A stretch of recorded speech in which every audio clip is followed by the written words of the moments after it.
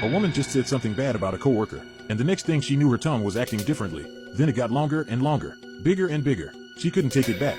Her best friend was shocked when she saw it. Looking at the almond tea in front of her, she thought the woman was allergic to almonds, so she asked if anyone had an epinephrine pen.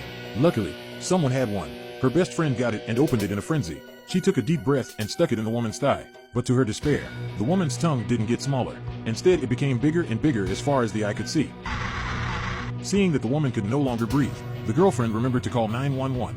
The operator told her it would take 3 minutes for the nearest firefighter to arrive. While waiting, the operator began to ask her some questions, trying to figure out why the woman was allergic. The girlfriend said that the woman had stayed up all night yesterday working overtime, and this morning she found out that her boyfriend got divorced, so she was very excited. The operator went through the information. He ruled out almond allergy. The initial suspicion is hereditary angioedema.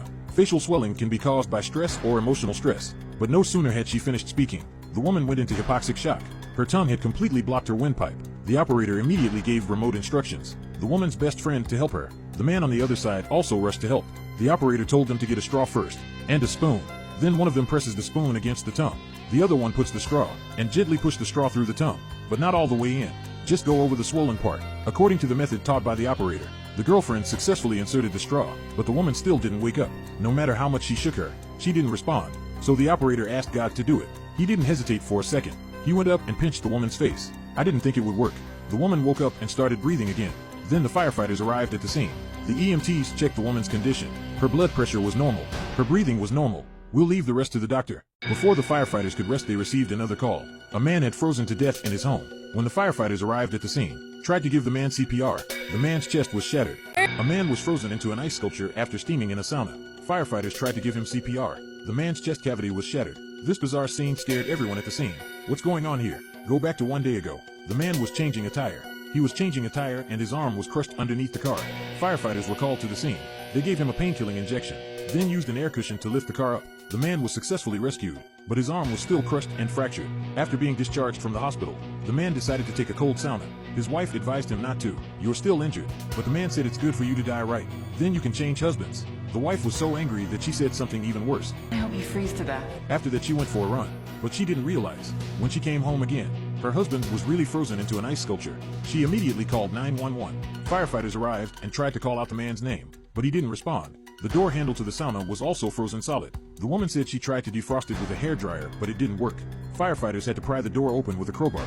The captain touched it. The man was frozen solid. He looked dead. Then they lifted the man out and laid him on the ground. Although we all knew that the man was already dead, but the captain still subconsciously gave him CPR, but he crushed his chest. By then the paramedics had arrived. After examining him, the man was pronounced dead, but it didn't end there. The next day, the captain received a call from the police. They said they detected toxins in the man's body. It seems that this is not an accident. It was a murder. It's true that the man's cause of death was freezing, but he was poisoned. He froze to death because his body was paralyzed. Then who could be the murderer? Man frozen to death in his own sauna. His entire body was turned into an ice sculpture. The police suspected that it was a premeditated murder because toxins were detected in the man's body. After analyzing the case, Lisa, the man's wife, became the prime suspect, and Lisa was shocked to learn that she was a suspect. She was shocked.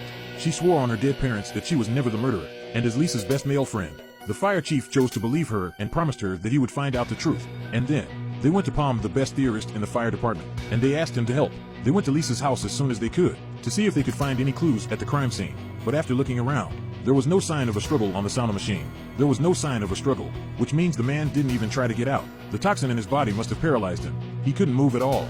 Then what kind of poison could have produced such an effect? At that moment, they suddenly heard a moaning sound. When they came to the living room, it was the family dog. Lisa said that since her husband's death, the dog has been depressed. He wouldn't even eat or drink. She thought it was because she was sad, but Palm soon realized from Lisa's home security cameras that this was not the case. The surveillance cameras showed Lisa's husband took the dog out before the sauna. He came home about an hour later. That's when the dog appeared to be acting strange. Palm deduced that the man was poisoned while he was out, and the dog was poisoned too. Then they took the dog to the laboratory, and they found pesticide in his body. Lisa suddenly thought of something. She immediately led them to her family's horse farm. Since her husband loved flowers, he built a flower house here. When they went inside, I found a bottle of insecticide on the table. The description on the bottle showed that this insecticide could cause muscle paralysis and suffocation or death in humans or animals. This matches the man's symptoms perfectly. So how did he get poisoned? Palm examined the scene. Palm quickly deduced the answer. The man was trying to pour the insecticide into the spray can, but because his right arm was injured, He was left with a left hand that he wasn't used to, so he accidentally spilled it on his body. The toxin in the insecticide can be absorbed through the skin. Then the man touched the dog, so both he and the dog were poisoned. The pesticide residue on the rag next to him is the strongest evidence of this. At that moment, the coroner called. He said the toxin in the man's body has been detected. It's exactly the same as the pesticide, and it was found on his cast and bandages. That means Palm's theory was correct. So he killed the man himself.